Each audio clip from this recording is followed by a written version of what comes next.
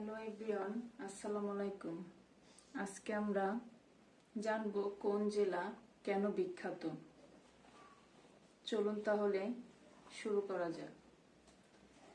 রাজশাহী জেলা আম, বগুড়া জেলা দই, কুমিল্লা জেলা রসমালাই, সিলেট জেলা চা বাগান, পাবনা চিড়া,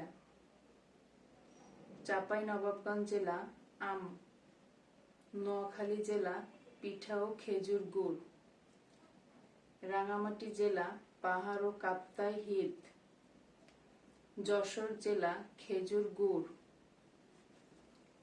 কক্সবাজার জেলা সমুদ্র সৈকত, ময়মনসিংহ জেলা গরুর মাংস ও মাছ, দিনাজপুর জেলা কাটারি ভোগ চাল, খুলনা জেলা চিংড়ি মাছ, মাদারীপুর জেলা পায়েস ও খেজুরের গুড়, ফরিদপুর জেলা পেঁয়াজ, সাতক্ষীরা জেলা হিমসাগর আম, চট্টগ্রাম জেলা মেজবানি মাংস, নাটোর জেলা কাঁচা গোল্লা, বরিশাল জেলা ইলিশ মাছ, গাইবান্ধা জেলা ফুলছড়ি রসমালাই।